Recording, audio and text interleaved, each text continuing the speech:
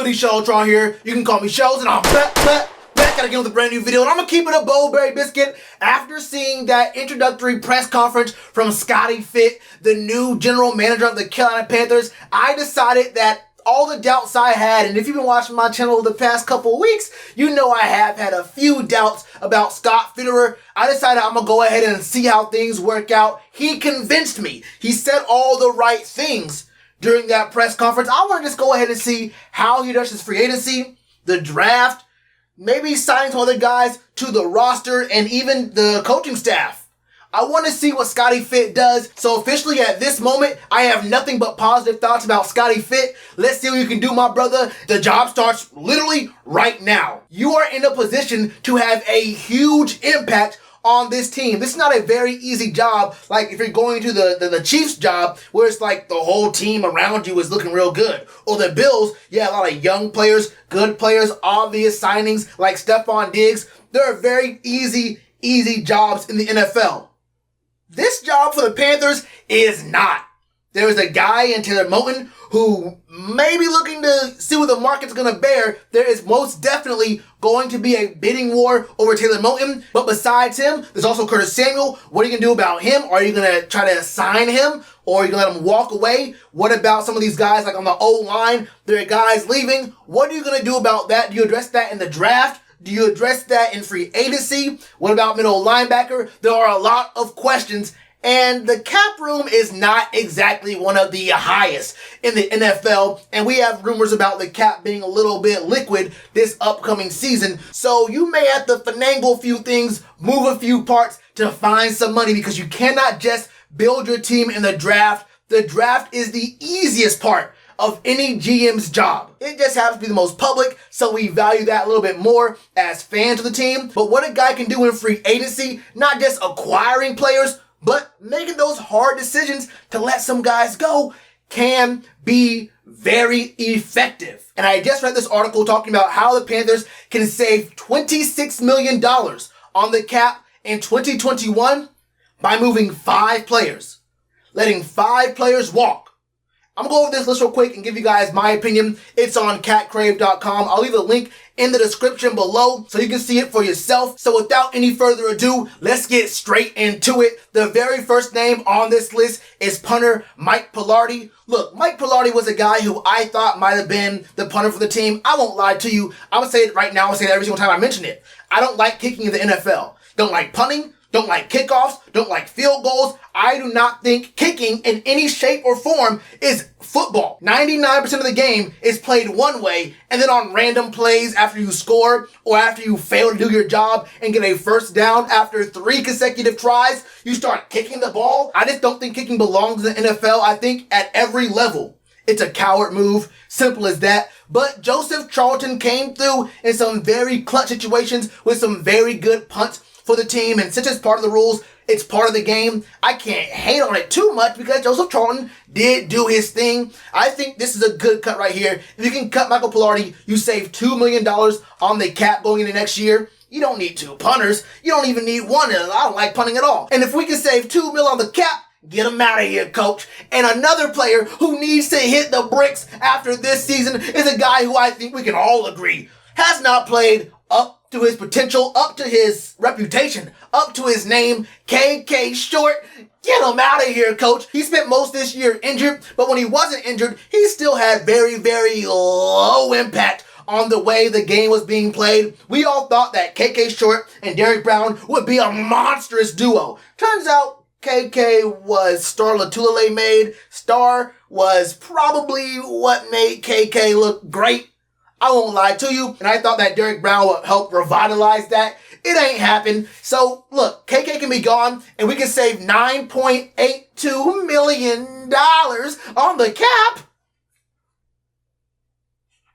Why have I not seen KK's car leave the garage already? Please, my good sir, whatever apartment, home, condo you are now renting in the Charlotte, Mecklenburg area, put it up. Go ahead, list it. Go ahead, list it, my brother. It is what it is. I don't think you're going to be living in North Carolina very much longer, my brother. Go ahead, get. Now, the next player on this list is a guy that I actually like. It's Juston Burris, our starting strong safety on the team. I won't lie to you. I actually really did respect what I saw from Juston Burris after when we first signed him. I thought he was just garbage. I won't lie to you. I thought Juston Burris was just a guy who's not going to have any kind of impact, a guy who would probably be barbecue chicken alert on multiple occasions. But I was impressed with what I saw from Juston Burris this season. I'm not going to sit here and tell you that he was one of the best strong safeties in the NFL or even anywhere near the conversation of, okay, maybe not elite, maybe not great, but very good. I wouldn't even put him up there. But he was definitely serviceable enough to not be the reason we lost any of these games. I never sat back and said, damn, Juston Burris, this man needs to get cut this very moment. It wasn't the Tyre Wyatt situation. It wasn't like how people felt about Trey Boston over the past, who knows how many years, when he was on the team.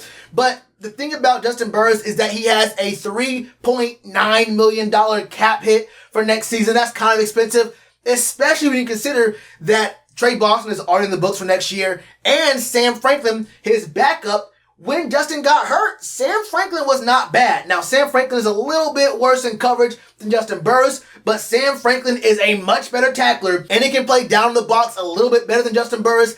I wouldn't be too upset if Juston Burris had to go, especially with that $3.9 million cap hit. And you can find Juston Burris talent at a little bit less than $3.9 million. I wouldn't be surprised if any number of things happen, like we just move on and have Sam Franklin be the starter next year. Maybe we move Jeremy Chin out from his outside linebacker spot, move him to strong safety, and we have maybe, I don't know, Micah Parsons, although I don't like the Micah Parsons pick that much, but he's an outside linebacker. You still have to address who's going to be the inside linebacker, but you can find a strong safety somewhere. Maybe you get a guy from free agency. Maybe you draft a strong safety later on in the draft, maybe like round 2 or 3, maybe even 4. Who knows? It is what it is. You just got to let him go. Moving on to number 4, though, is our starting center, Matt Paradis. Now, Matt Paradis came off of a pretty bad injury coming from the Broncos. His first season with us was bad, but the whole O-line was bad. Matt Paradis was horrible, but he didn't get the blame he deserved because literally everyone around him was garbage, trash, dog water with hot dog sauce drizzled on the top. So we didn't really get to talk about Matt Paradis in that way. His second year, I didn't really hate him. I didn't really hate what I was seeing out of Matt Paradis, but when he carries a $4.93 million cap hit, I don't know. But the thing about that is, he's one of the only O-linemen still under contract. When you think about it, look at our O-line depth chart right now. The only starting O-linemen are Matt Paradis and Dennis Daly. Dennis Daly is either hurt or bad.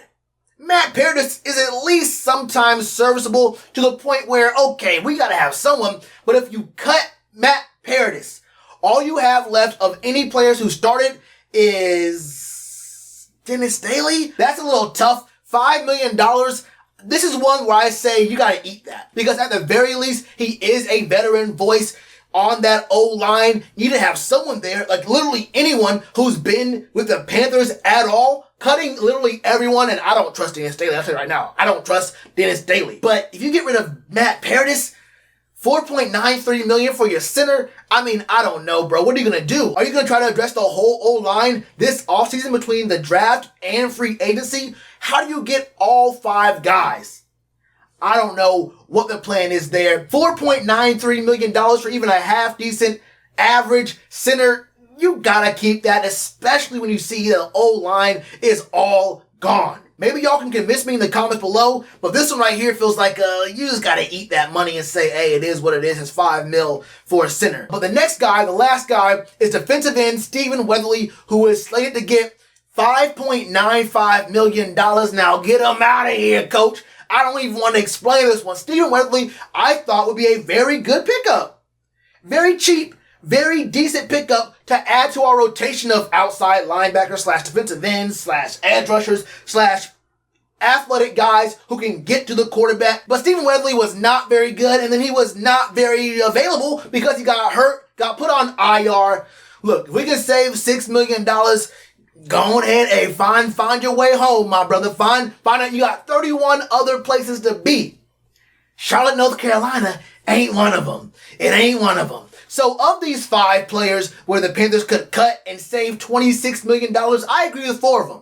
I agree with 4. I would probably want to see if we can keep Justin Burris, but Matt Paradis for me is a definite. You just got to keep because you're going to lose everyone but Dennis Daly. I want some form of continuity on that O-line, just a little bit for this 1 year alone. The other 4, hit the bricks. That's how I feel about it, man. Let me know all your thoughts in the comments below, and you already know what to do with that like button. Cheers to you, appreciate the chance. Been told y'all I been the man. Been told y'all I had the gift. Tell a friend to tell a friend. Real ones gonna recommend. Count this as another win.